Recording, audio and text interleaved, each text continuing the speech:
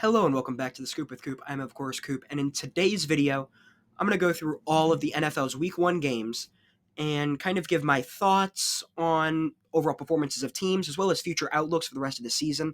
And if there's any big controversies, give my take on that. And speaking of controversy, the first game that took place in the NFL season was the Philadelphia Eagles at home taking on the Dallas Cowboys. And before a first play from scrimmage happened, Jalen Carter spits on Dak Prescott. Now, my thought process is, if you are Jalen Carter, who, he has an interesting past, and if he's learned and grown from it, okay. But knowing when you've put yourself in positions that you shouldn't be in, you go and on national television, spit on someone? And not only that, you spit on the quarterback of the Dallas Cowboys. I mean, that carries something. That carries a connotation. You spit on America's team's guy. But I don't think Dak Prescott is totally innocent. At least for me.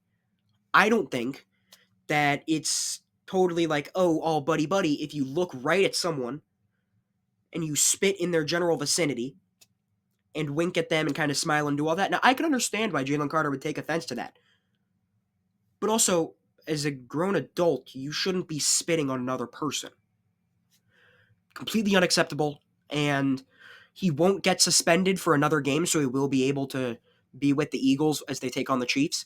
But you can't put yourself or your team in that position, and I think that's why the game was so close, because throughout points of this game, the Eagles could get no pass rush whatsoever, and Dak Prescott had all the time in the world to more often than not find CeeDee Lamb in the first half, at least before some more interesting things take place. But overall, the Eagles in the first half looked great. It looked like their running game was hitting and firing on all cylinders. Jalen Hurts was looking accurate and able to get out of the pocket and move around. The only thing that was a bit not great was from the Cowboys was, you'd think after the first rushing touchdown, you'd know not to play man coverage and not, I mean, even if you want to go with cover one hole and you have someone there who's trying to at least play the intermediate part of the field, you don't have anyone there to account for Jalen Hurts running, and he kind of took off and had 2 rushing touchdowns and led the Eagles in rushing yards and kind of buried the Cowboys. But great game, right? Scoring on all possessions, fantastic game. Coming out of halftime, and with, I believe, 4:44 left in the third quarter, there's a bit of lightning that is detected in Philadelphia. And that kind of ended the momentum going forward, because it was an hour and 4-minute delay, so a total of 64 minutes, and just wasn't very high scoring since then. There are some critiques that I will have for the Eagles, at least. They need to stop calling duo an inside zone. It is so predictable, and it just screams of relying on talent to bail you out of poor schematic play calling and schematic circumstances and situations. For Dallas, I think they had a good game plan going into the game and even following, even after the weather delay. Dak Prescott looked accurate, and you know what? He had a couple of passes that the Cowboys should have been able to capitalize on, because their best player dropped the ball numerous times. On 4th down, that's a tough catch to make. That pretty much sealed it. That's a tough catch to make, but if you've got 2 hands on the football and you are a top 5 receiver or so in the NFL, you have to come down with that. If you have one not late over the middle, if you have a pass that hits off your hands that's almost intercepted, you need to catch that. And CeeDee Lamb just didn't perform up to his standards, so I wouldn't be too concerned for the Cowboys, because you took a team that just won a Super Bowl. Now again, different team, different play caller on the offensive side of the ball, just a different team. But you took a team with all of this talent to the brink. I think that is a very good thing, and that's kind of promising for the Cowboys looking forward, because you took a team, I know I'm harping on this, you took the Super Bowl champions to the brink, and you made their passing attack look Pop Warner-esque, because some of the Eagles' passing game wasn't there. I mean, Jalen Hurts had to, I don't want to say checking it down every play, but you didn't get many of the deep throws, because Jalen Hurts, well, sure, he had 152 passing yards. I believe 53 of them or around 50 or so of them went on one play. So, I mean, he really didn't air the ball out a ton. He more so just checked it down and saw what the defense was giving him and executed on it. So I think that the overall best players for the Eagles were Jalen Hurts. I think Josh Uche played a great game, even though he didn't get any sacks or anything like that. I think he was able to get good pressure and disturb the game a little bit. Zach Bond, obviously, game wrecker. And I think another I'm gonna go for Mount Rushmore of best players. Dallas Goedert, I think he played very well. 7 catches for 44 yards and being a security blanket for Hurts, I think he played outstanding. And then for the Cowboys, for their best players, Dak Prescott, I think he played a great game. I think he played very efficient and turnover-free football. On the defensive end, Kenny Clark. Now listen, I'm not a fan of trading Micah Parsons, but boy did he show he belonged because he played tremendous out there. He played like he belonged. And I'm going to give some love to the O-line. I think Trevor Booker played very well. I think in his what is it, his first game, he held up pretty well against a shaky Eagles defensive line after losing Jalen Carter. I think they played well. And even despite some of the drops, I think CeeDee Lamb did end up playing a good game of football, but just the highlight plays, or I guess the plays that could have been highlights, just can't let him slip through your fingertips. So, the final score, Eagles 20, the Dallas Cowboys, the final score, the Philadelphia Eagles with 24, and the Dallas Cowboys with 20. And the second game that went underway in this NFL season was Friday night in Brazil, where the Chiefs and Chargers matched up, with the Chargers ultimately coming away the victor. And this was kind of the Justin Herbert game, where all offseason we've heard this is the year for Herbert. He's a top 5 franchise quarterback, but he has to go out and prove it. And he really did prove that because he had a total of 340 total yards and 3 touchdowns and just played very efficient football and made plays that was conducive to winning. And I mean, the Chargers weren't really able to do their traditional or I guess I shouldn't say the Chargers. Harbaugh wasn't able to coach his way into a running down the opponent's throat because it wasn't very effective running the ball. I mean, they only had 3.6 yards per carry, which isn't great, but it's not just like you can't run it. But it's not where you want to be, and especially for a Harbaugh coach team. And I think some of the big moments in this game were just Herbert being effective. I mean, Herbert made the right plays. He didn't put the ball in harm's way. He used his legs, which is something that I've kind of wanted him to do because he is a very mobile quarterback. And was overall very effective, and they were able to start strong and end strong, and that's really what you have to do to beat the Chiefs. And speaking of the Chiefs, if this is the worst that Patrick Mahomes is going to look all year, because I don't think he played phenomenal, at least for his standards. He missed a couple of the deep balls, and when you look, he didn't have insane talent around him. At least. I mean, he had Marquise Hollywood Brown, which, you know what? Okay, he's a good receiver. Juju Smith-Schuster, okay. Travis Kelce, you know what? Who knows what he can really be? It looks like he's getting back into that shape, but not superb to have as your number one guy. But your player in Xavier Worthy, who you expect to be the number one guy, dislocates his shoulder on like the third play. So you have to almost completely throw your scripted plays out of the window. Those are gone pretty much because you have your player you want to focus on really and get the ball in any of the creative ways that the Chiefs do. You can't use him. You have to find other ways to move around and to work around it. Now, I would say that was the running game, but for a team that was averaging great yards per carry numbers, they didn't run the ball. Now, that is mostly because they kind of fall behind, and once you fall behind, you kind of want to throw the ball to get back in the game.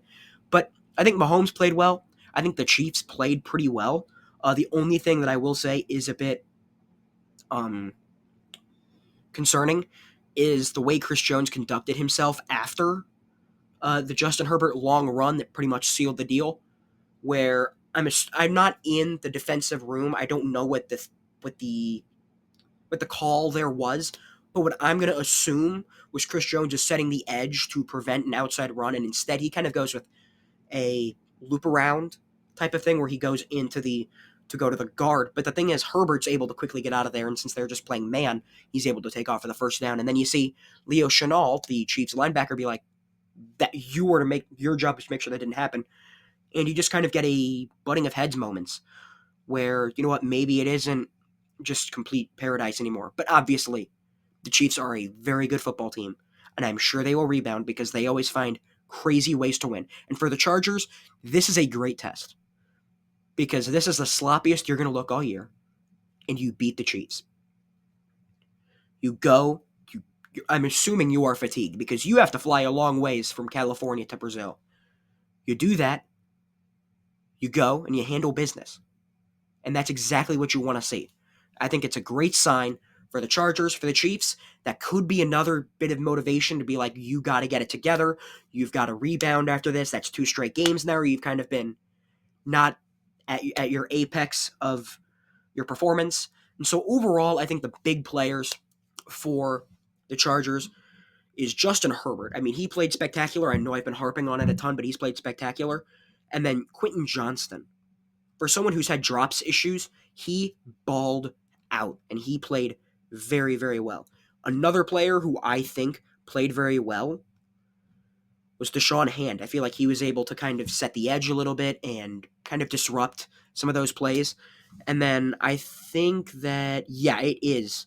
Derwin James. I think he played very well. I mean, Derwin James is able to apply pressure whenever he's asked to. He's a big physical safety, and he's able to kind of deter any of the deep balls or anything over in his direction. I mean, he had 2 quarterback hits, so he brought the pressure, and he just kind of set the physical tone. And then for the Chiefs, I think the players that played very well for them was Patrick Mahomes. I mean, he had 260 passing yards, and he led the team in rushing with a rushing touchdown. Played great. Hollywood Brown, Marquise Brown, not after barely playing last year, he comes out and he balls out with almost basically 100 yards. He has 99. And then Drew Tranquill, I think he played a great game. I think he's kind of starting to escalate and move up the ranks of NFL linebackers. And then the unsung hero of this Chiefs defensive line, George Karlaftis, I think he played very well too. I got a sack, got in the backfield a little bit, and the overall did what an edge does, apply pressure and get the quarterback off of their rhythm and off of their tempo. So the final score, Chargers 27, Kansas City Chiefs 21 in Brazil. And then the first game of the Sunday window was Tampa Bay Buccaneers traveling to Atlanta to take on the Falcons. And this was a pretty interesting game because this is a big rivalry game. These are 2 teams that want to take control of the NFC South, and the Buccaneers have been doing that for a few years now, and they've kind of taken control of that division. But the Falcons, in Michael Penix, able to just barely lose out on the game. And I think Michael Penix played very well for the Falcons. I think he really showed, you know what, there is something here. There might be a reason that they took him, I believe it was like 9th overall, I think, around that. He played very well. He used his legs very well too. Towards the end of the game, there were a couple plays where you'd see him lunging and barely picking up a first down and making an acrobatic touchdown run. I mean, he played very well, and he performed up to the standard that you want a young quarterback to get. And I think what's funny is, for the people who've drafted Kyle Pitts in fantasy for like the 800th year, it feels like, he actually played pretty well with 59 yards on seven catches. Overall, the Falcons played good enough to win. They just didn't capitalize on it. They had a missed field goal towards the end of the game, and just you got to have those types of moments. For the Buccaneers, you won the game, but there are some things that you want to clean up. You want to clean up Baker Mayfield passing. You want to get that completion percentage up, but I do think he made the right plays, and whenever your running game wasn't entirely there with who they gave the ball to a ton, you know what? It works because they wanted to give Bucky Irving the ball, and he didn't really play that great, I don't think, with 2.6 yards per carry. Baker Mayfield kind of taking charge, running the ball there. And then what a game for the rookie Emeka Egbuka. 4 catches, 67 yards, and 2 touchdowns. And the go-ahead game-winning touchdown for the Buccaneers. Able to find victory in the jaws of defeat and able to win the game ultimately, but there is some work to be done. I wouldn't panic if I'm both teams because for the Falcons, you have Younghoe Koo, who's a very good kicker. He just wasn't his day. What just wasn't his day on Sunday. And for the Buccaneers, you're able to beat a team who wants to contend and you did that with when Baker Mayfield didn't have his best game. So for the best players, like the Mount Rushmore for the Buccaneers, Baker Mayfield, threw 3 touchdowns and was their leading rusher. I think he played very well. Emeka Egbuka, again, what a debut that he had. And then looking towards the defensive end, listen, Tyke Smith played very well. 11 tackles and a pass deflection. He was kind of all over the place and roaming. Zion McCollum was also locking things up from the kind of hybrid safety corner role and kind of making it a no-fly zone. I think he played very well. For the Falcons, this is going to be shocking. Michael Penix, I think he played very well. The touchdown runs, the touchdown run, the passing touchdown that he had, and the way he was able to get the Falcons to kind of be in that position, but just not able to capitalize on it. Bijan Robinson played very well for the Falcons. He didn't run the ball great, but he did have 100 yards receiving and a touchdown. So you can't be too mad at that. And then for them defensively, obviously, A.J. Terrell is a beast. He's one of the best, most underrated corners in the NFL. And I also think, what a debut for Xavier Watts, the rookie safety out of Notre Dame. I think he played very well for the Falcons. So for both teams, no need to overreact. I think this was a good game, and it was very entertaining towards the end with the kind of, did he get there? I don't know. He might be short, maybe, whatever, that type of thing. Very entertaining game, and I enjoyed watching it. So the final score, Tampa Bay Buccaneers 23, Atlanta Falcons 20. And then the first, in the battle for Ohio, Cincinnati came away victorious over the Browns, and I don't think there's any way that you can get Joe Burrow to start the year looking great. Because even once they played him in the preseason, he didn't come out and play spectacular. He played okay, and he played good enough to win, but I think this does raise some serious questions. If you're struggling to beat the Cleveland Browns, and there are moments where you take 3 straight sacks on 3 plays, there are valid concerns to have. And I don't know how you can feel comfortable being in this position, because sure, you know what? You got the win, and that's what's most important. But do you think that if this team has to travel to Kansas City or Baltimore or Buffalo, that they're going to be able to execute? Or even if you look at up-and-coming teams like the Chargers, do you think they're going to be able to match up with them? I don't have confidence. And this was an easy game. Now, I get it's week 1, so everyone's probably tired, not in football shape. They're not ready for the physicality and the mental side of it yet. But you can't perform like this on a week-to-week basis and expect to win and actually compete, which is what the Bengals want to do. For the Browns, this just isn't a good football team. There are a few bright spots, obviously, but this team just doesn't have much talent on it. They don't have talent at premium positions, although they do have some talent at premium positions, but we'll get there.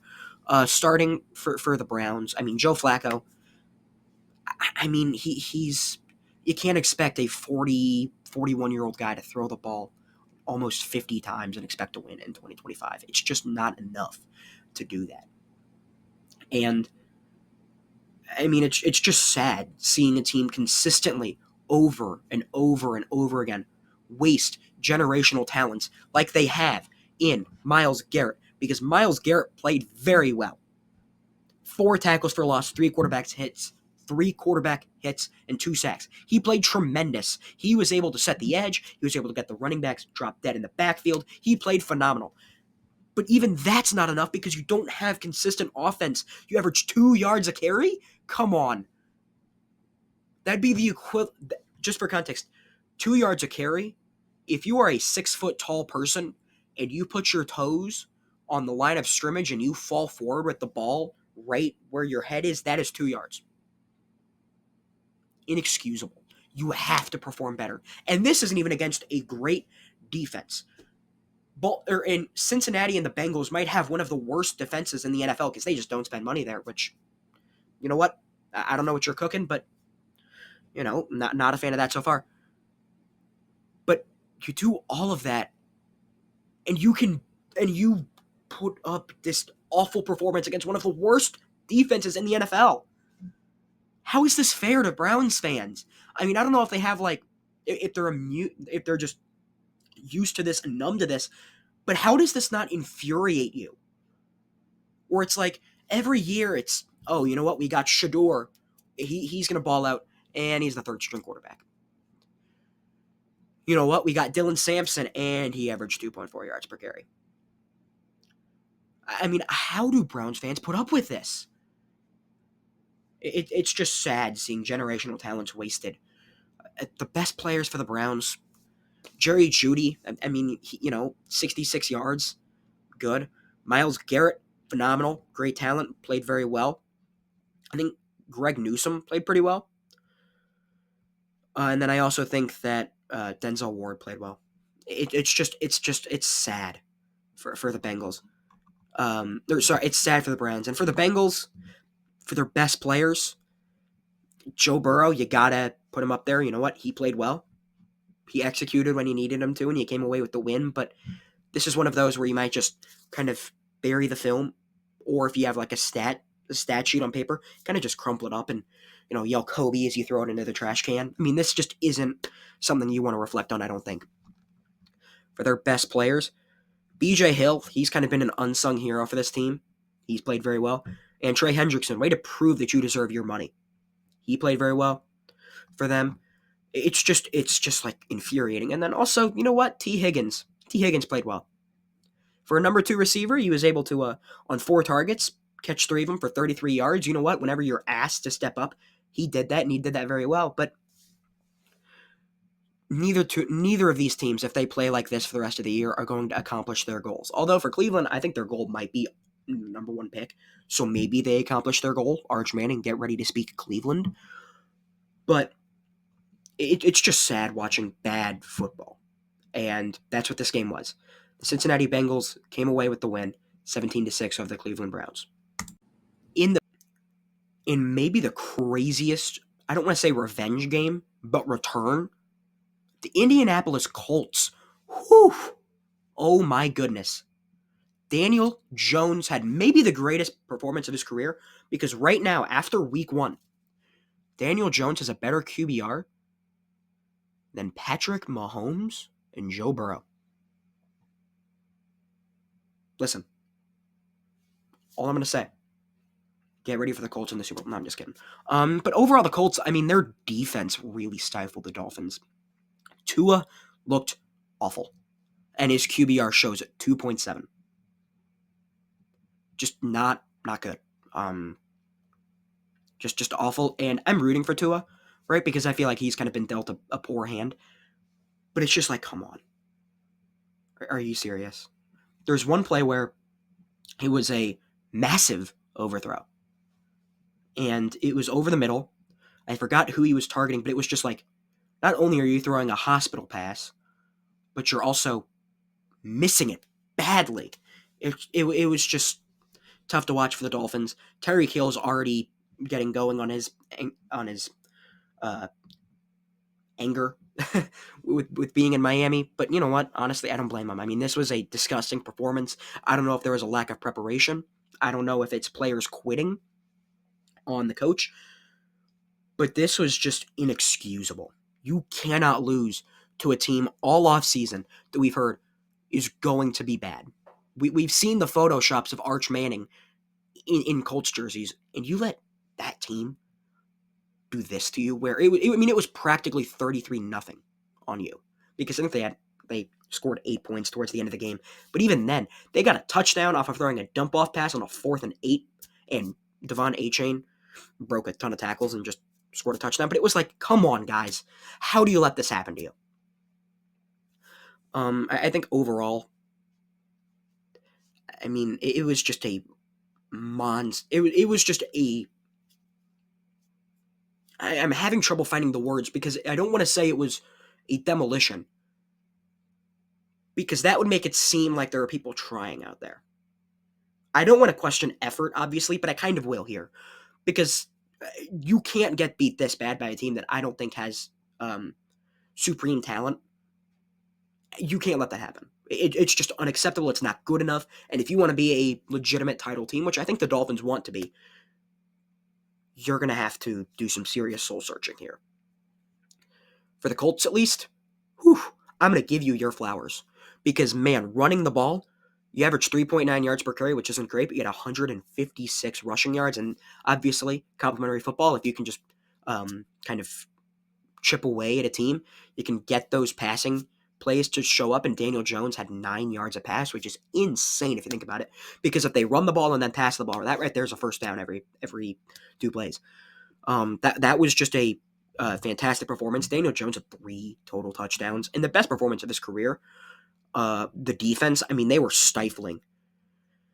It was just a monstrous game. I mean, Liatu Latu had a great game overall, because if you look on his interception, it was one of those where they fake like they're just blitzing everyone, and then they have the edge rusher drop back into coverage, and Tua just didn't see it, and so he throws it right at Latu, and Latu's hitting the just dancing, because not often you're going to find a defensive lineman getting an interception, but I think he played very well. So for the Mount Rushmore for the Colts, I think number 1, Daniel Jones. Listen, Danny Dimes, you know what? Scratch that. We're going to make him Danny Quarters, because he is leveling up. He played phenomenal that game. I think he played very well. And then another player who I think played very well, Tyler Warren.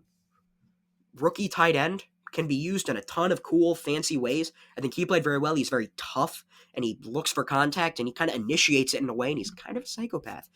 But very fun player, and I had a good time watching him. For the defense, Nick Cross led the team in tackles, had a quarterback hit, had a sack, played very well and executed. And then, obviously, I do think Liatu Latu played very well. I know he had a pass deflection and he had an interception. Obviously, kind of what a way to make your impact on the second year and prevent yourself from having a sophomore slump. For the Dolphins, I don't know if I could find 4 players who are actually deserving of being great. So I'm going to go with 2. Jordan Brooks, I think he played very well. 14 tackles at TFL, great. Kind of taking control of the middle of the field, and I'm going to stick to around that position point and go Tyrell Dodson. Their linebacking core played tremendous that game, but overall, there needs to be serious changes made in South Beach, because this is not good enough. So the final score in Indianapolis, Indianapolis Colts 33 and the Miami Dolphins 8. And then moving all the way up into Foxborough, we have the Las Vegas Raiders traveling to take on the New England Patriots. And I'm going to be honest, I was very high on the Raiders going into this year, because in my opinion, they've got a much better coach in Pete Carroll. They've got a much better quarterback in Geno Smith. And they have a much, much better running back in Ashton Jeanty. And I guess a lot of that was proven to be true. But there's a part of me that still feels like we haven't seen this team at its full potential. Because, well, sure, the Patriots, you know what, they might not be the worst team, but they're not an insane team. They're not this world beater of a team.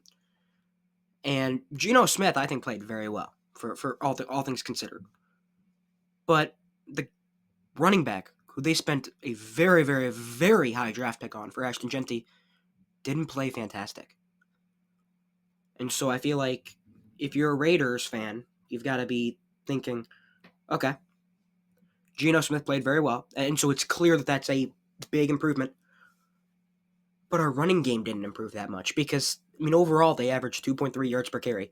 So that leads me to think that it is more so an offensive line issue, because even last year they weren't a good rushing team. They were one of the worst, actually. And so you go from being one of the worst rushing teams to bringing in one of the most highly touted running back prospects, maybe ever, one of them, and you don't really get that big of an increase. So I think that there is a next level that they can reach with their run blocking. Whether or not they want to go for more of a pin and pull or sweeps, or if they want to kind of stick to doing like duo or powers or something like that. I think that they can continue to improve on that. And I think if they do that, then they are a scary team that no one wants to play. Now, I don't think they will win the Super Bowl, but I think that they can be a very good football team. And, they started the season off. They started off the way you want to. They started it off going into completely across the country, going into the Patriots, into their City into Foxborough and handle business, and they win 20-13. But I feel like there's another gear that they can get up to. Now, the big thing is Brock Bowers, whether or not he's healthy or not. So far, it looks like it won't be a horrible injury, which, I mean, if he's hurt, then they're, done for. But he's a great player, and I think that he could be, not could be, he is the building block for their offense. The Patriots, I don't think Drake May played fantastic, but I also don't think he played egregious. I think that there is another level that they can reach. I would have liked to see Stephon Diggs getting a bit more targets, but I don't know if that's whether or not coming back from the injury or just age or kind of a mix of both. But I do think that they played pretty well. It's just neither one of these teams really ran the ball very effectively, because even with the Patriots, I mean, they had 3.3 yards per carry. They didn't run the ball as well as they can. And I think once they do that, I think then you will start to see Drake May look better, because obviously when you pass the ball, it helps the running game. When you run the ball, it helps the passing game. It's a complementary football. I wouldn't say paradox, but it's just a fact. And so I think if they can get the running game going, because they do have a pretty good running back room, all things considered. You have Travion Henderson, great running back, and then you also have Ramondre Stevenson on top of that, who's a great power back and bruiser. So I think if you can get that to just be a bit better, then I think we're looking at this team being very scary. I think that, for the first time being the coach of the Patriots, I think Mike Vrabel did okay. But I think that there is another level that they can take. So overall, for the Raiders, my Mount Rushmore is Geno Smith. I think he played very well. Brock Bowers, I think he played very well. Jakobi Meyers, I think he played very well. And then also Tyree Wilson. I think he played very well, although obviously Max Crosby is better. I do think that Tyree Wilson, for someone who had that high draft pedigree, I think hopefully he can get it together, because if he can, then that Raiders defensive line and overall defense becomes very, very scary. I think that those are the big four for them. And then for the Patriots, I think Drake May did end up playing well. I don't think that he played up to his standard, but I do think he played well. I think Kayshon Boutte played very well. I mean, 100 receiving yards. Very, very, very effective. Defensively, Harold Landry, oh my goodness, 2.5 sacks. He played spectacular. 4 quarterback hits, 2.5 sacks, 3 tackles for loss. He was everywhere. There was not anybody who was going to stop him, it seemed like. And then another player who I think played pretty well was Travion Henderson. I mean, he averaged 5.4 yards per carry, which is great. I would have liked to have seen him get the ball a bit more. But again, if you're kind of trailing, you want to pass the ball to get the ball. You want to get back in the game. But I do think those are the big players from both of these two teams. I think that for both teams, you don't really need to be concerned. I think that they are under better coaching circumstances now. So I wouldn't be concerned for either of those two teams. I very well could end up seeing both of them in the playoffs. But I do think that the Raiders played better today, and I do think that they have easier problems to fix than the Patriots. So the final score, Las Vegas Raiders 20, traveling to Foxborough. They take up with the Patriots, who put up 13. And in what I'm assuming a lot of NFL fans' minds, this one between the Cardinals and the Saints isn't very flashy. But I do think it was a pretty good game. Overall, the Cardinals end up beating the Saints, and I think for the Cardinals, it kind of just showed off more of their identity, which is we're going to be very, very tough and physical running the ball with a hint of Kyler Murray passing, and we're just going to be a stout defense, and that's how we're going to win games. And that's exactly how they won this one. Kyler Murray, I think he ended up playing pretty well. I mean, not up to the standard of his contract, because, I mean, man, he is getting paid. But I do honestly think that this is probably a good building block for the Cardinals going into the rest of the year. And I do think that the overall progression for Marvin Harrison Jr. is another thing that the Cardinals can be positive about. So overall, I think the Cardinals ended up playing well, but I do think there is a bit of a ceiling for what they have, because they don't have a true playmaker for them, on the offensive side of the ball at least. Now for the Saints. This is just such a tough team, because there just isn't much talent here. And I mean, it's got to be so tough for a first-time head coach in Kellen Moore, who goes from being in Philly with all of these playmakers to going to New Orleans, who has Spencer Rattler, which, you know what? I don't think Spencer Rattler is an awful quarterback, but he's not someone I would want to build around. And then you have Juwan Johnson, Chris Olave, and Rashid Shaheed as your big receiving threats. I mean, that just doesn't seem to me like a perfect circumstance to succeed. I think for the Saints, I don't want to say, oh, you know what, Arch, get ready to go to New Orleans and get ready to go listen to jazz music. But there is a factor of that being in here. I don't think this team actually wants to contend. I think that this is a rebuilding year. I think this is a year for them to retool and overall assess what people should stay in the building and what people shouldn't. I do think for the best players for the Saints, though, I do think Alvin Kamara played pretty well. Had a rushing touchdown, averaged 4 yards a carry. I do think Spencer Rattler did end up playing pretty well. It's just a lot of his throws weren't open. He only averaged 4.7 yards per pass. That's just not good enough. But it wasn't. Nobody was open, and the Cardinals were sticking to the Saints receivers like Elmer's glue. It was just couldn't get any separation there. So I think the best players from the Saints, Spencer Rattler, Alvin Kamara, and then I do think that Carl Granderson and Cameron Jordan both still have it in them a little bit because they both had a combined 3 sacks with a total of 3 tackles for loss and 3 pass deflections and 3 quarterback hits. Noticing 3. But for the Cardinals, I think their best players or so, I think Kyler Murray played well. He had 38 rushing yards and a $163 passing. Very, very effective. Good completion percentage. Had a couple touchdowns. And then I also think Marvin Harrison Jr., he looked to be this physical receiver who's able to just overpower DBs and able to catch those difficult fades or any other one-on-one type of ball. He had 71 yards and a touchdown. And then I also think for the defensive side of the ball, I do think that Baron Browning played very well for them. I think he was able to, he got a sack, able to put some pressure, got a quarterback hit along with it, and I think he just ended up playing well. And obviously for the Cardinals, I would be remiss if I didn't talk about Budda Baker being one of their best players once again. Budda Baker from that, I would consider strong safety spot, 10 tackles, a tackle for loss, and a pass deflection, no fly zone, lays the hits whenever he needs to, and overall plays very well. So, for the Cardinals, I think this could be a year where they might be able to contend for the 7th seed and maybe make a playoff push. For the Saints, I think that following this game, I don't know if you want to send a scout full-time to be at Texas games, but I don't think it can hurt. So, the Cardinals traveling to the Bayou beat the Saints 20-3. A ton of storylines in this one. Aaron Rodgers faces his former team. Justin Fields faces his former team. And a lot of people thought this would be a defensive slugfest on offense, kind of sloppy. I was one of those people who agreed. I didn't think it was going to be this spectacular game. And man, they proved me wrong.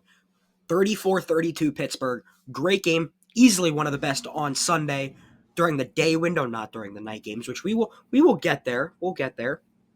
But for the Steelers, I think Aaron Rodgers played well. I don't think he played spectacular. I think some of his throws were kind of schemed open, but I do think that he did end up playing very well. And I think that he is much better than Russell Wilson. And I think that he is probably just an overall better scheme fit for what they're trying to do in Pittsburgh. And it really showed there. Running the ball for Pittsburgh, what's new? Not being a very effective rushing team. Shocking. But I think Calvin Austin honestly played better than DK Metcalf. I know DK had more yards, but one of those catches was, come on. It hit off of his hands, hit off Jonnu Smith's chest, and then fell right perfectly back into his hands, into DK Metcalf's hands. So I think he played okay. But I think that Pittsburgh, what's crazy is they came alive towards the end. They had 17 points in the fourth quarter, outscored the Jets by 11 to end up winning it. Chris Boswell, amazing kicker. So for Pittsburgh, got to get the defense you kind of want to check out the defense and make sure they're doing well and hope that they are not checked out. But I do think that there is signs of actually going maybe 11-6 instead of 9-8. But I do think Pittsburgh played well. Now going over to the Jets side of things, this is exactly what they wanted to base their identity around. Not losing, perchance, but this physical, wear you down style where on defense we're going to just deliver crunching hits, and on offense we're going to use our running backs and they are going to be bowling balls going right at your linebackers. And that's exactly what happened, averaging 4.7 yards per carry and rushing for 3 touchdowns. And speaking of being just bowling balls and physicalness, how about Breece Hall? 38 yards receiving, 107 rushing yards. He's probably the second best player on the Jets. And for the person who is first, Justin Fields. What a game from him. Good completion percentage, 218 yards, almost 10 yards per attempt. A touchdown, 2 rushing touchdowns, and 50 rushing yards. He played spectacular. I think this is one of the best games of his career. Just unfortunate he didn't come away with the win there. But if this is an indication of the Jets going forward, I do think they're going to be better than I think a lot of people thought. It seems, at least to me, that maybe Justin Fields has found his home. Because, again, obviously you don't want to overreact to one game and say, Daniel Jones Hall of Famer, Justin Fields Hall of Famer, Aaron Rodgers can play for another 5 years. I mean, you don't want to overreact, but there were tons of very, very promising signs in this game. And Justin Fields played very well when he had those opportunities. Moving over to the defensive side of the ball for both of these teams, Alex Highsmith, so underappreciated because obviously when you have Cameron Hayward and you have, TJ Watt, it's kind of hard to get your praises there. And then Quincy Williams, he played very well too. So overall, for the Mount Rushmore for both of these two teams, the Steelers, you got to throw in Aaron Rodgers, 244 and 4 touchdowns. He played great. Calvin Austin, 4 for 70 and a touchdown. Defensively, Alex Highsmith, he's played spectacular, and I think this will be the first time that I have given praise so far today, and it definitely is for people being on the Mount Rushmore. Chris Boswell hit a 60-yarder in this game. He played spectacular as a kicker. He pretty much gifted them points for drives that stalled out. I think he played great. For the Jets, Justin Fields has got to be up there. He played great, I think. This is one of the best games of his career. Breece Hall, coming off of a poor year for his standards last year, bounced right back, averaging 6 yards per carry and played great. Garrett Wilson, 7 catches, 95 yards and a touchdown. He was effective. And then I do think while Quincy Williams, sure, he did play well, I do think I'm going to give the nod to Quinnen Williams, who I believe is his brother. 1 sack, 3 quarterback hits, 2 tackles for loss, the big defensive tackle just being a monster on the interior. I know I've already touched on the Jets for their future, at least. I do think this team could go 7-10 and have a good culture and build. I do think that's a possibility. For the Steelers, I think they're just going to be the Steelers. I think they're going to get a winning record, be maybe a bit challenging at first, but then they're going to lose in the wild card. But I don't understand why Pittsburgh does this to themselves and puts themselves in their fan base where it's 1 year at a time. But you know what? Let's overreact. Steelers are going to the Super Bowl. So the final score, Pittsburgh Steelers traveling to East Rutherford, New Jersey to take on the Jets, coming away with the win 34-32. So in the battle in the NFC East, the Commanders at home take care of business against the Giants. We'll start with the Giants on this one. We'll start with the losing team. Is it too early to see Jackson Dart or Jameis? Because that Russell Wilson performance, it looks like the Russell Wilson of old is gone. We've known that, but even the remnants of him seem to have just disappeared. Because we didn't see any true deep balls, or at least I didn't see any that were really, really promising. It wasn't a good performance from him, and they didn't really have any major rushing abilities. So, it didn't help each other out. Their defense for the Giants, okay, cool, they played well. But at the end of the day, you got to get more points than the opponent. And if you can't put up any points, you're not going to win many games in the NFL. It's got to be so tough for some of these players because it's just like you go through the cycle of just not having a quarterback. Now, speaking of a team that does have their quarterback, Washington. I think Jaden Daniels, did he play great? No, I wouldn't say that. But I do think that, you know what, in the first game of his second year, with all of this tape out on him for what he does well and what he doesn't, I think he played pretty well, all things considered, given that, because he's going up against a great defensive line for the Giants. I mean, they have just monsters on that defensive line. You want to put Brian Burns down there. You want to put Abdul Carter, who they took highly.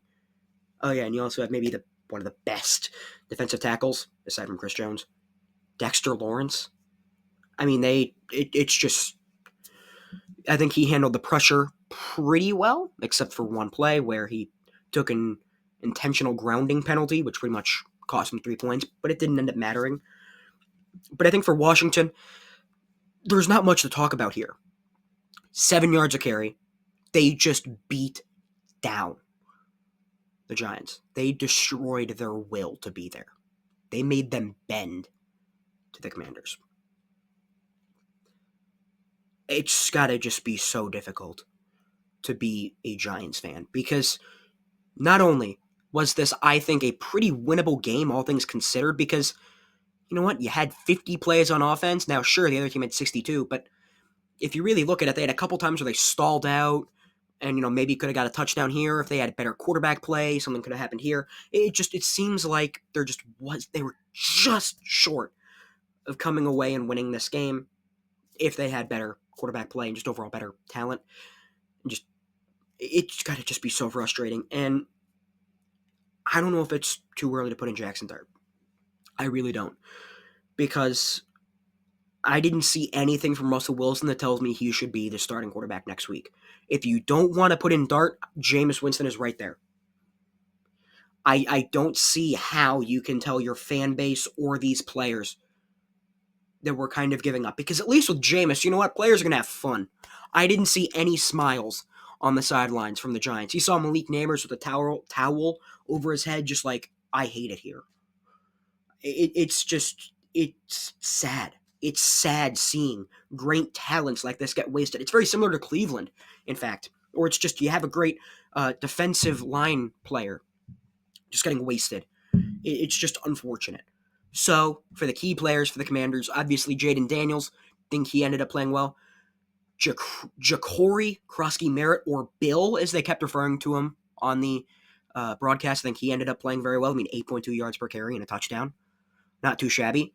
Deebo Samuel, I've kind of not been super high on him, but you know what? He played very, very well. 7 catches, 77 yards, and 20 yards rushing and a touchdown. Very good performance. And then for the final person here, you got to go with the ageless wonder, Bobby Wagner.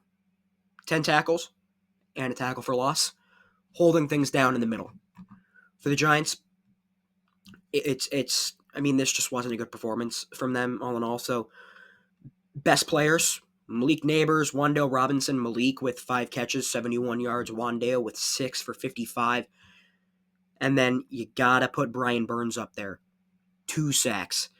And then even though he didn't have his traditional big play impact, you gotta put Dexter Lawrence up there due to the attention he brings and clearing things up for other people.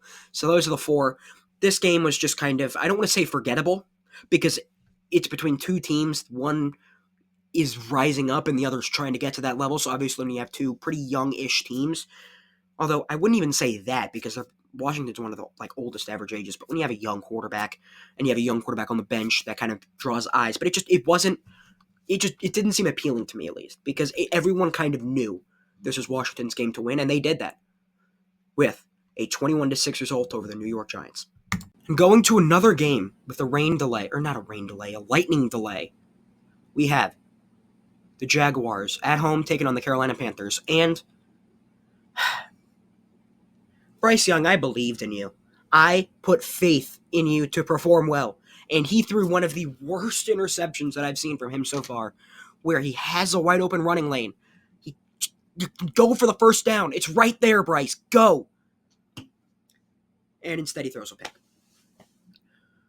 Overall, for this game, Jacksonville, you know what? Vibes seem to be good down in Duval. It seems to be good vibes down in Jacksonville. I listen, they have fun players. They have players that you want to root for. They've got the guy, Travis Hunter. He had some targets. 6 catches for 33 yards, and I believe he had a couple tackles. He had 1 tackle. But, you know what? First game. But I do think, honestly, I don't know what you do if you're the Panthers. Because this is another game where you've just been getting annihilated, where you had a late touchdown at the end, because in reality, this game was 26-3. And the Panthers, or more specifically, should I say, Bryce Young has to do better than this. This just isn't good enough if you want to be a starting quarterback on an NFL team. And you know what? He made me look silly because I put him pretty high in my quarterback tier list, which, you know what, you can go check that out. Another one of my videos you can go check out on my channel and look for. But it wasn't a good performance from him. It wasn't a good performance really from the whole Panthers team. It was just kind of sad to watch because it's like I want to root for Bryce Young to succeed, but it's also like you do stuff where it's like it's just infuriating. It's right there. You have it in your hands. Just go. It was just it's irritating. But looking for the Panthers, I have no idea what you do for the future, for the rest of the year, because I thought going into this game Bryce Young was going to have a good performance, and you know what? He still might. He still might. This could be another one of those where he starts the season off slow, but then progressively goes into another gear as the season goes on. But it's just got to be so. You can't do this. You can't start the year off slow and then play yourself back into being a good quarterback, because eventually teams aren't going to be willing to say, you know what, he might not be good for the first 4 games. That's not going to be good enough anymore. You are a 30-year quarterback. You need to play better. This is inexcusable. You can't be throwing interceptions willy-nilly and, just being like Oprah Winfrey saying, you get an interception. Like, you can't do that. Speaking of interceptions, J.C. Horn, oh my goodness, what an interception that he had against Trevor Lawrence. That was a sensational interception. He was leaning back like Odell going up to get that. That was just spectacular. And speaking of the Jaguars and throwing interceptions, I think Trevor Lawrence looked pretty good. Despite the interception, which, to be fair, it was probably just one. It was an instance of great defense beating good offense. But for Jacksonville, you know what? Liam Cohen seems to have the vibes back. You've got a great playmaker and overall asset in Travis Hunter. And then you also have Brian Thomas Jr., who's great. And then you also have Travis Etienne, who balled out. 143 yards rushing. Whew. He played spectacular. So, for the Mount Rushmore, Trevor Lawrence, quarterback leading the helm, 178 and a touchdown, as well as 12 yards rushing. Good performance, and got the win. Travis Etienne, 9 yards a carry, balled out. And then, on the defensive side of the ball, you got to talk about Foye Oluokun. He played great. He balled out. He played spectacular. He played insane. And then, I do think you might have to go with Jordan Lewis, because in his I believe a debut game for him, 3 pass deflections, a quarterback hit, and a pick. Great way to introduce yourself. I believe he came in from Dallas, although I could be wrong on the years though. But for the Panthers,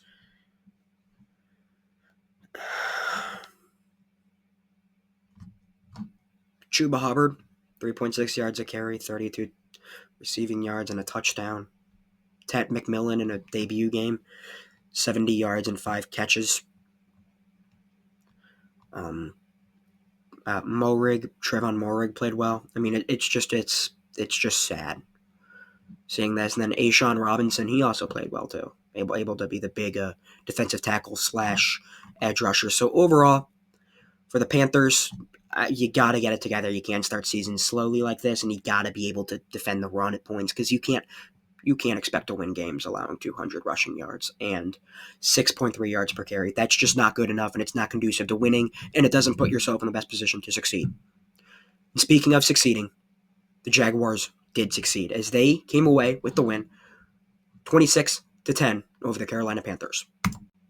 And now we're taking a look at a game all the way west and elevated a bit, going to Mile High, where the Denver Broncos took on the Tennessee Titans in Cam Ward's debut. He struggled a bit, which, I'm going to be honest, taking on the Denver Broncos with their insane defense in your first career game has got to just be like, you couldn't have given me an easier one. You couldn't have given me literally almost every other team. You couldn't have given me the Panthers. Just tough game. I mean, he got sacked 6 times for 50 yards on those sacks. I mean, Cam Ward only had 62 total passing yards if you take away the sack yards lost. I mean, just not a great performance there. But again, he's young, first overall pick, has all the talent in the world. I wouldn't be too concerned at all. I mean, also, whenever you're just not rushing the ball spectacularly, 3.4 yards per carry, and plus, when you're getting down, you kind of have to, I know I've said this already, whenever you're down, you want to pass the ball so you can not only get back in the game, but it also makes defenses respect the run a bit more because they want to respect the pass, which then means you can open up the running lanes. But it's just tough whenever you're averaging 3.4 yards per carry. Looking over at the Broncos here, Bo Nix, he played okay. 1 touchdown, 2 picks, didn't play spectacular, but you know what? You came away with the win. This is whenever you can have poor-ish games because this is week 1. But you do want to see more from him. You want to see more from both of these two teams, honestly, because both of these two teams are pretty fun teams. If you look at the Titans, they got a young quarterback. They've got a good play caller in Arthur Callahan, I believe. And then you look at the Broncos. You got Sean Payton. You got Bo Nix. You got a great defense led by Pat Surtain, Nick Bonito. You have guys there with talent. This game just wasn't fireworks, but, it's okay. But I do think that there is a bit more to be desired from Denver because Bo Nix has a full season of NFL experience under his belt. And you know what? He started off last year struggling a bit too. Now, different when you're a sophomore versus a rookie player, but, that's fine. So overall, looking towards the future for these two teams, Broncos, I still think that they're going to make the playoffs. Nothing changed. They even got a win. That's going to help them. For the Titans, this is going to be a rough year. This is not going to be easy. This is not going to be, I wouldn't consider a fun year. There's going to be some fun flashes. There's going to be fun moments. And there's going to be fun build-up. But this isn't going to be a fun year. You're not going to be very successful in terms of wins and losses and making the playoffs or competing. But you know what? This is Cam Ward's rookie year. You've got Tony Pollard, who's a good running back. So I think that there are some things that you can build on. So for the Broncos, their Mount Rushmore of players for this game, got to talk about R.J. Harvey, 70 rushing yards on 12 yards a carry. Spectacular. Courtland Sutton, 6 catches, 61 yards, and a touchdown. He played very, very well. And then I know I already mentioned his name, Nick Bonito, 3 tackles, a sack, 2 tackles for loss, and 3 quarterback hits. He played spectacular as he usually does. He played very well. And then we'll talk about a new acquisition here in Talanoa Hufanga from the 49ers. What a way to come back and introduce yourself to the Denver Broncos. 10 total tackles, locking things down from the safety position. Played very, very well, and was kind of a key part in the Broncos coming away with their win. So, the Titans. Got to talk about Tony Pollard as one of their key cogs. 29 receiving yards, 60 rushing yards. Played a pretty good performance. Now, he did end up losing a fumble, which isn't great.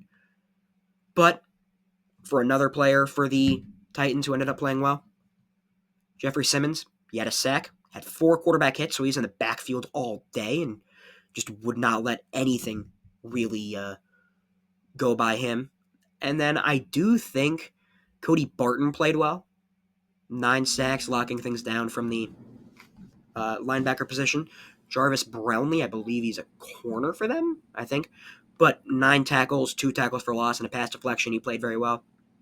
So I think that there are things that the Titans can build off of, if as long as they keep going and keep moving forward with this momentum and they keep building off of each week. I think that the Titans could end up having a decent year, going just under 500. I think is the best case scenario for them.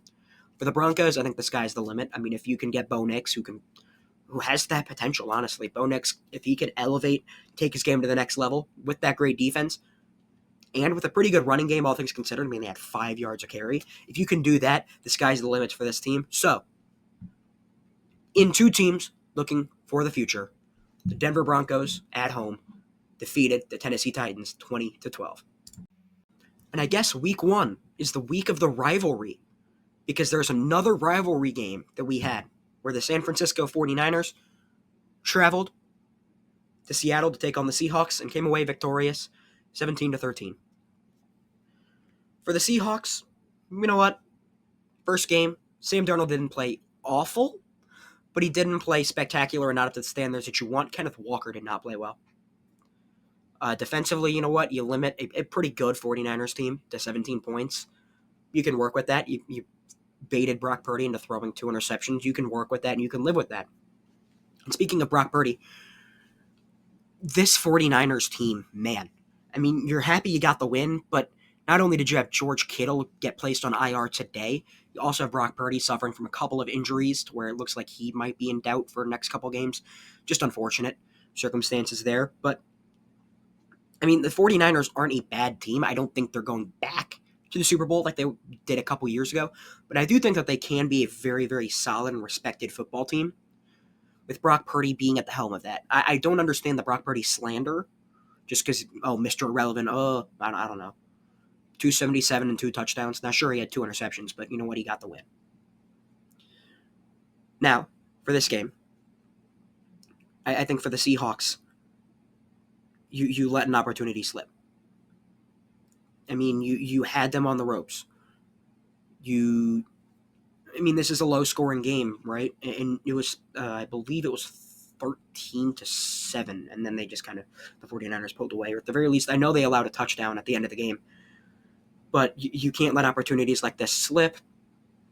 And I think that there are valid concerns that you can have about the overall Seahawks team. Offensively, just not good enough. You can't average 3.2 yards per carry. Your best running back, or at least someone who was your best running back, and Kenneth Walker can't have 2 yards per carry. It's just not good enough from all in all. We did see Jalen Milroe take a carry for 1 yard. But I think that there's just a ton that the Seahawks need to work on, and I did really like their offseason. I do think that there are some more things that they need to build on. They need to get better at running the ball, because honestly, with Clint Kubiak as their play caller, it's all about making defenses respect the run and have play action open up the pass. Which, I mean, to do play action, you kind of have to have the run respected to let that happen. But I think that for the Seahawks, it's just a kind of like I had done with the Bengals, where if you have the stat sheet, you just kind of crumple it up and throw it in the trash can. Move forward and keep your head down, keep working, have a good week of practice, and onward. For the 49ers in San Francisco, I don't. You lose your quarterback, you lose your tight end. Just tough. You have Christian McCaffrey, which I don't know if he's someone you want to put a ton of weight on to carry your team. Though, I mean, I do think Ricky Pearsall did play well, and obviously CMC is CMC, so he obviously played well, but it's got to be so tough constantly battling injuries and not knowing what your team's going to look like on a week-to-week basis. So, for the Mount Rushmore of players, we'll start with the victorious 49ers. Brock Purdy, 277, 2 touchdowns, 2 picks. Did end up playing well, had a 80.3 QBR, which is very, very good. Got to talk about Christian McCaffrey, 69 rushing yards, 73 receiving yards. Got it done through the air and got it done through the ground. He played very, very well. And then You got to talk about George Kittle, but he got hurt. But I'm still putting him up there. 4 catches, 25 yards, and a touchdown. Played very well. Was a key factor. Ended up being one of the main difference makers. And then defensively, Nick Bosa. I mean, come on. 3 tackles for loss, a quarterback hit, and a fumble recovery. But what more can you ask him to do? Although Fred Warner did end up playing well. He gets an honorable mention for the Mount Rushmore list. For the Seahawks, I think Sam Darnold played okay. 150, 14 yards rushing. He played well. He played very, very, very pretty good. And then, gotta put JSN up there. Jackson Smith-Njigba. 9 catches, 124 yards. Sensational and spectacular. He is probably the future. Not probably. He is the future of Seattle receivers. I've never seen a team get so lucky with their receivers. Although, is it luck if you draft them? Who knows? But looking over to the defensive side of the ball, Julian Love, 10 tackles, a sack, a TFL, and a quarterback hit. He was everywhere.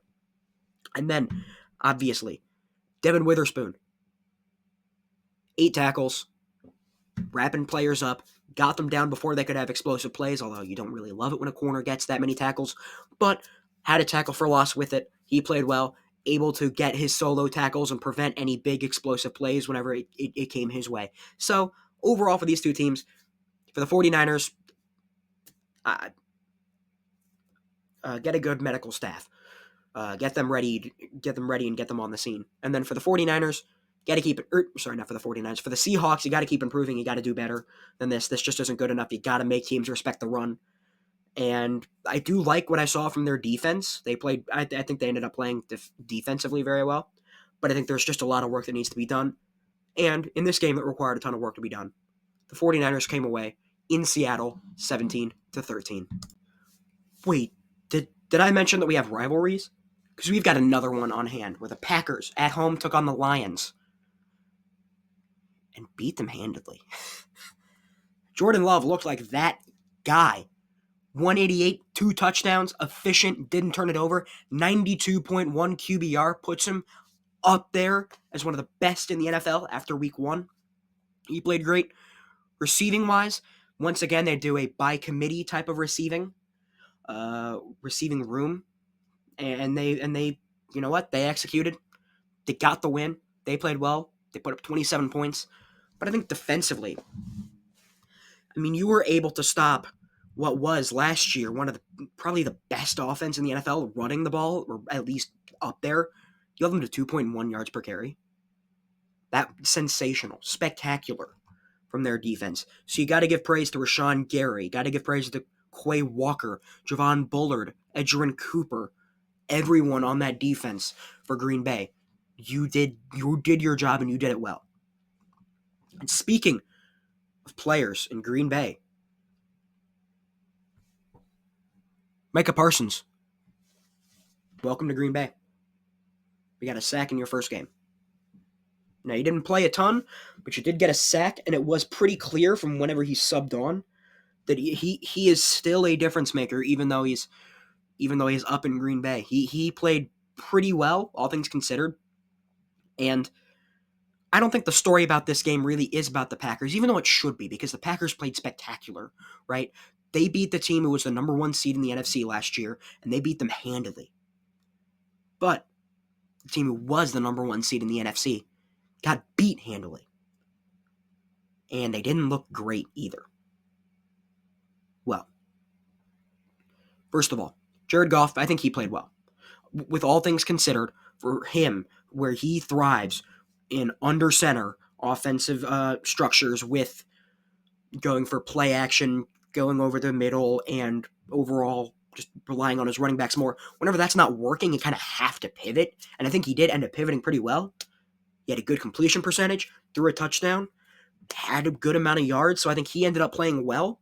But I just think that the Lions, losing 2 coordinators is tough, and it will take some time for them to adjust back into the juggernaut that they were for the past couple years. Now, I will say, will there be a drop-off? I am sure, because it's not sustainable for a team to be as good as they were last year, and that might be why it's even just that much more excruciating that they didn't win it all last year. Although there were a ton of injuries, Gotta get it whenever that opportunity's there. So, looking at the Lions, I mean, I think that it's going to take time. It's going to take time because they don't have insane defensive personnel. And towards the end of the year, it was, we're going to run fire Sam blitzes or fire Will blitz or just any type of linebacker blitz, whether or not we're just going to run a fire storm or we're going to run any type of blitz like that, or if it's I think it's 5-2, 5-2 firestorm blitzes. It just literally any type of blitz that you can think of. Just blitz Bama blitz, or I guess blitz Detroit blitz. But I do think that the Lions, you know what, they need to keep building. They need to regain their identity because once both coordinators leave, it's hard once you have one coordinator gone because it's like, okay, you know what, we're gonna have to rely on this side of the ball for the first couple weeks so that way we can really catch our footing. They don't have that luxury anymore. One of the best defensive coordinators is gone. The best offensive coordinator is gone. So now they've got to rebuild from the ground up, and I do think that Dan Campbell might be the right guy for that. Not might be. I know he's the right guy, and I know that the Lions will rebound. I'm not concerned about that. But again, I know I've said this before, it should be about the Packers. I mean, they played spectacular. I mean, never once did it feel like this game was in balance. I mean, it was 17-3 at halftime. I mean, it was just clearly over. So Green Bay, you know what? You guys might be the favorite coming out of the NFC North if you can keep this pace going.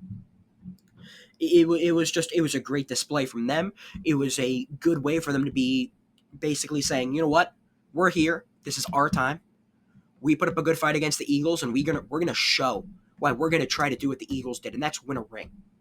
So for Green Bay, I think you played very well, and you've got a great season ahead of you. You can look forward and be thinking, you know what, we're going to try to contend for a Lombardi. We've gone from generational quarterback to generational quarterback, and Jordan Love, if he keeps playing like this, he'll be up there in that list.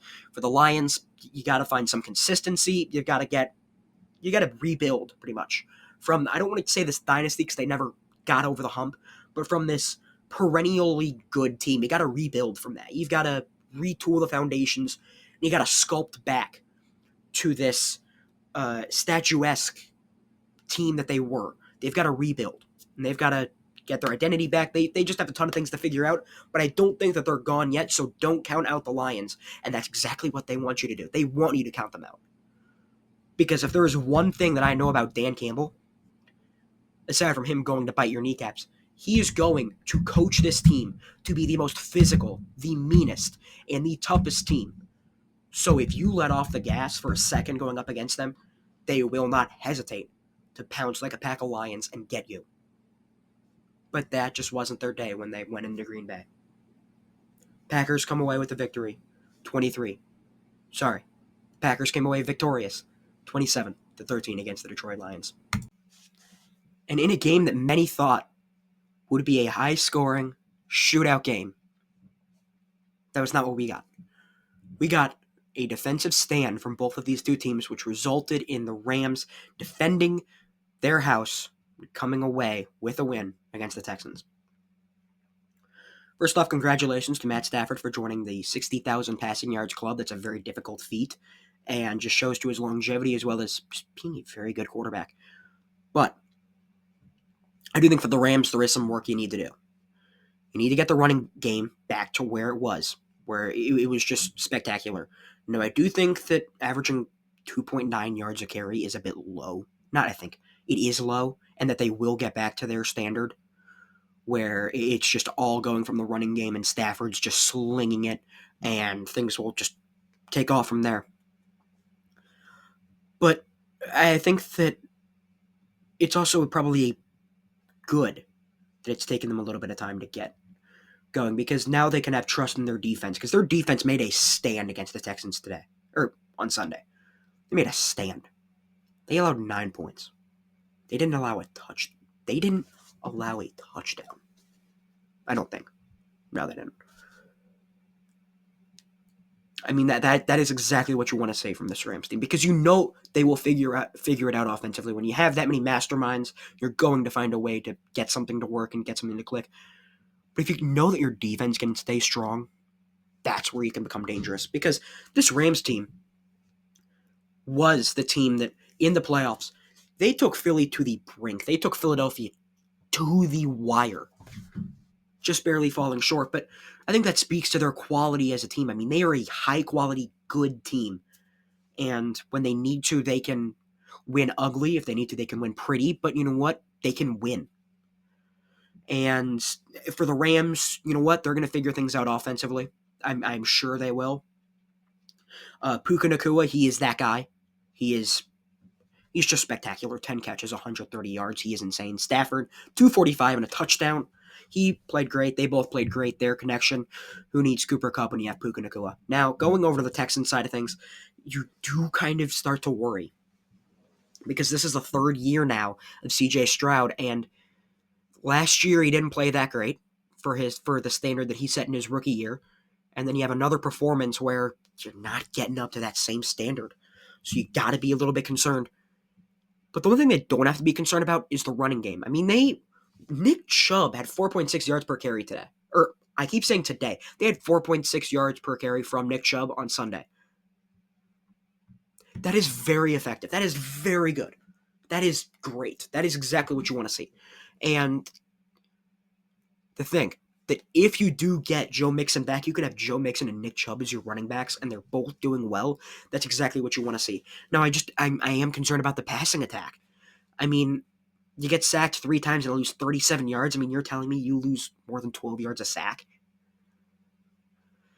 For the Texans, that's just not good enough. CJ Stroud, I mean, okay, great, but I want him to succeed, and it just seems like he's not getting back to that standard that he set in his rookie year. And it's unfortunate, because this was a very winnable game, and honestly, they probably should have won this game if they just executed on a couple things. So, going forward for the future for the Texans, if they can figure out the offense, okay, you know what? If you can get the running game established, which they kind of did, but if you can get a better passing attack, you can move forward and you can have CJ Stroud go crazy, ball out, and be in MVP voting, or at least be in the MVP favorites towards the midway point of the season, and you can just prove everyone like me wrong about, there's no concerns, everything's just fine. But I do have valid concerns. I am worried about the offensive line. I'm worried about just the not as many explosive plays anymore. I don't think that the Texans are as good as they were a couple years ago, and that's unfortunate, because this is when they should be peaking. This is when they should be going up into that status of being one of the dynasty teams to compete with KC. Although I don't want to throw around the word dynasty, because it's very tough to be a dynasty. Be a team that can compete with KC and go to the Super Bowl and hopefully win Super Bowls and bring a winner back to Texas. But I don't think that's going to happen if CJ Stroud keeps playing like this. So I think realistically, for the rest of the year, I think that maybe they'll get to 10 wins, but I don't think that this is going to be a pretty... I don't think it's going to be another... I think it's going to be a disappointment from where you look at from where they were in CJ Stroud's rookie year to now. I think this would be considered a disappointment. At the end of his rookie year, I should say. From the end of his rookie year to now, I think that's been a bit of a disappointment, although it is 1 year and a game. But I think that there's a ton of things they need to clean up on. But for the Rams, for their Mount Rushmore players, obviously, Mr. 60K, Matt Stafford, 245 and a touchdown, played well. Puka Nacua, 10 catches for $130, exactly what you want to see. And defensively for the Rams, Byron Young, 9 tackles, a sack, a TFL, and 2 quarterback hits, exactly what you want to see. He played well, he balled out, and he did well. And then Cam Curl from that, I guess, sub-linebacker / safety position, coming in and making stops and just overall patrolling the field. I think he played pretty well. And then looking over at the Texans, I do think Nick Chubb played well. Because, I mean, if you have 60 rushing yards and you average almost 5 yards, I won't say almost, you average 4.6 yards per carry, that is a good performance. You played well. I do think that defensively for the Texans, Henry To'o ended up laying a very big hit on Devontae Adams, I think. And he did get a sack, a TFL, a pass deflection, and a quarterback hit, and that booming hit. So he ended up playing very well. Will Anderson Jr. is a stud. 3 tackles for loss, 2 quarterback hits, and a sack and 4 tackles. I think he ended up playing well. And then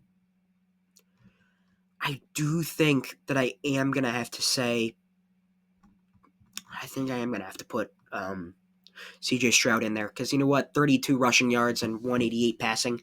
Didn't play up to the standard from his rookie year, but he did. I mean, he did. He played okay, but he just couldn't get that final jolt that's needed to come away with the win. And as such, the Rams defend their home turf and come away with the victory 14-9 over the Houston Texans. And on Sunday Night Football, we had probably the best game of the week, where the Buffalo Bills at home took on the Baltimore Ravens. And that was a great game. Because in the first half, and really up until the third quarter, it was all Baltimore. All Baltimore, able to run the ball super effectively. I mean, they had 8.2 yards a carry, which is just dominant. 209 passing yards and 2 touchdowns from Lamar Jackson. It was all Baltimore. And then Josh Allen went ballistic. He had almost 400 passing yards, 2 passing touchdowns, 30 rushing yards, and 2 rushing touchdowns, and 22 points in the fourth quarter to pull off a sensational and miraculous comeback against the Ravens. For these two teams, I don't think there's a whole lot to really.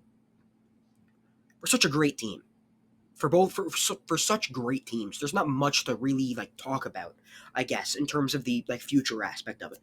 Both of these teams will make the playoffs. Both of these teams will ball out. Both of these teams will be right up there with KC as the best teams in the AFC. But this is another instance now where Baltimore has let go of a double-digit lead and let opponents back into games and really found a defeat from the jaws of victory when they've had no reason for that to happen. So I think that this is a bad pattern to set, but for the first game, you drop a 40 burger for at least for Baltimore, and you get your running game going, your offense looks fantastic, and they would have won this game had they either A, probably gone for it because they probably would have picked it up, or at the end of the game, or Derrick Henry not fumble the football. But I do think those two things will not happen in the playoffs. So I think that Baltimore is a scary team. I think that they are really close. I think I don't want to say it because it's every year we say this about both the Bills and the Ravens. But is it their year to finally break through? I don't know. But man, we got a treat on primetime football. Josh Allen led an amazing comeback for the Bills. Sensational, spectacular. It was just awesome. It was a great game to watch. The highlights on YouTube are fantastic. It was just such a good game and already up there for a game of the year contender. Now my overview and analysis of this game is short because it's not like there's something super interesting about these teams. There's not. They're both going to be good. One of them is probably going to make the conference championship and have a chance to go to the Super Bowl. Both of these teams are great for the future. I would expect both of these two teams to get upwards of around 14 wins. They are both just insanely difficult teams and are both powerhouses. I expect them both to win their divisions. I expect both of them to probably play each other in the playoffs. I expect very, very good things from both of these two teams. So, best game of the week, not the most substantial analysis on my part at least, because, we already know what these teams are. Not much is going to change from it. So, at home, Buffalo, with the insane comeback, gets a very hard-fought win, 41-40 over the Baltimore Ravens. And since we're sticking on the theme of comebacks, my oh my, were we treated to a game last night where the Minnesota Vikings, with a really new-look team, right, because they got a new quarterback, they brought in Jordan Mason to be a de facto running back 2, you got Blake Cashman back from injury, you're kind of figuring out the team once again with Brian Flores as the DC, got a ton of things going on, and in the first half, it was, man, that was not a great performance from J.J. McCarthy in the first half. but they didn't really have a great running game at that point. They had, I believe, up to that point around 2 or so yards a carry, and the Vikings especially rely on a good running game to build up their passing attack, very similar to the McVay. Not very similar. It is a fundamental breakdown and subsidy of the McVay coaching tree. So you don't have that working in your favor. McCarthy throws a pick six. You got the Bears all pumped up, all rallied. The Bears have their flashy new coach. They've got a new experienced coaching staff. And the Vikings somehow find a way to come back. McCarthy having 3 touchdowns in the fourth quarter, becoming just super clutch and being insane. Now, I was high on McCarthy. I tried telling people. They called me a madman. But that man is dangerous. Because I don't think I have seen a quarterback throw a pick six, go over to his offensive linemen who are probably very mad, not probably, who are like, dude, come on. You just threw us out of the game, possibly, and say, this is the position we want to be in. I have not seen something like that in a long time. And McCarthy did that. J.J. McCarthy played spectacular football in the fourth quarter. He was insane. And I think, at least for the Vikings, looking forward for them, do I think they're going to get back to I think it was 13-4 record? No, I don't think that'll be the case. But I do think they could have a very real shot at being the number 2 or 3 seed in their division. And I do think I could see them having an outside chance of making the playoffs. Obviously, you get Justin Jefferson involved with 44 yards and a touchdown. That's what you want to see. And they really rebounded from, just again, as I said, a very poor first 3 quarters or so. And speaking of the team that had a good first 3 quarters, the Bears. Oof, that's a tough one. You were up 17-6 going into the fourth, and you blew it. I don't want to say that this is a situation where the sky is falling and that this is just Chicken Little all over again, where you just gotta go crazy. But I mean, this is kind of like, okay, this was a game that you should not have lost. You put yourself in a bad position for no reason. And at least for the Bears, I mean, they had a ton of. I think it was the Vikings, but it was the Vikings. But you put yourself in positions that just aren't great, and you don't help yourselves out with anything. And whenever you do get an opportunity, you kind of squander it. And aside from the scripted plays, which are like the first series, they didn't really do a whole lot, because if you think about it, they got, I believe, a touchdown on their opening drive. And then they get a pick six. Outside of that, they have 10 points. You're not going to win many games doing that.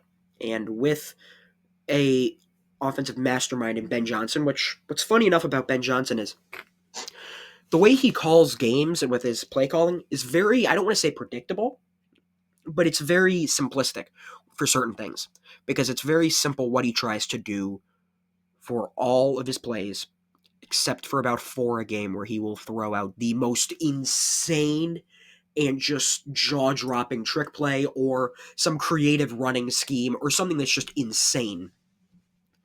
And I think that is what makes the Bears fun with Ben Johnson. I think both of these teams have an outside chance of making the playoffs, but I do think they both just want to, at least for the Bears, get better. Although, obviously, they want to get better. Every team wants to get better. But I think that they want to get a better culture built. They want to help Caleb Williams out. And I don't think Caleb Williams played poorly, but I don't think he played I don't think he played spectacular.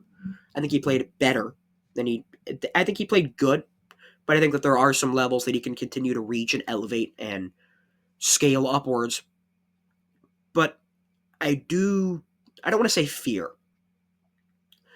I do have concerns about what's next. Because if you blow a game like this, if you look at last year when they just blew a game, not in the same fashion, but you just blow a game against Washington and you have a team collapse with the same-ish roster, and that happens again. What do you do? Do I think they'll collapse? No, I don't. I think that this is different than last year, but that's got to be a thought that is lingering in the minds of Bears fans. Like, what if we collapse again? I think that that's such a daunting thought that I don't think people want to embrace it, but it is a real possibility that, you know what, maybe the Bears aren't this explosive team yet. Maybe we need to pump the brakes on them. Maybe we overshot the hype. Maybe we forced things too early. But this is only week 1, and they're going up against or at least offensively for the Bears, they're going up against maybe the most aggressive defensive coordinator in Brian Flores, where there are points where during one of the games where they have, I believe it was the play in which Caleb Williams had the roughing the passer penalty against him and DJ Moore just got leveled, where I'm like, there's no way they actually blitz on this, where they just have everybody and their grandmother. I mean, they even had their consultants there. They had I'm trying to think of it, everybody there. The farmers were there. The mailmen were there. Everybody in a town was on that defensive line and was gunning for Caleb Williams. I mean, they were going up against the most risky and aggressive defense in the NFL, and I think they held their own pretty well. But again, you can't lose and go down 20. You can't allow 21 points in the fourth quarter, because if you really look at it, the Bears defense played pretty well, all things considered. You got a pick 6. You allowed 6 points through the first 3 quarters, but then you just completely collapsed again, and your offense was just playing okay. Didn't really rise to the occasion, and towards the end of the game, you commit a bad penalty with the illegal shift, and so you just put yourself in bad positions. I think going forward, both of these two teams have a pretty similar outlook. Maybe over 500, hovering around 500, with an outside chance of making the playoffs. But I think it's mostly about getting both of these two quarterbacks comfortable, and getting ready for this new era of both Viking and Bear football. And this is the final game of the week. This is all of week 1. And as always, this is the Scoop with Coop. I'm, of course, Coop. Let me know if you have any critiques, comments, or things of that nature. Let me know in the comments below. And until next time.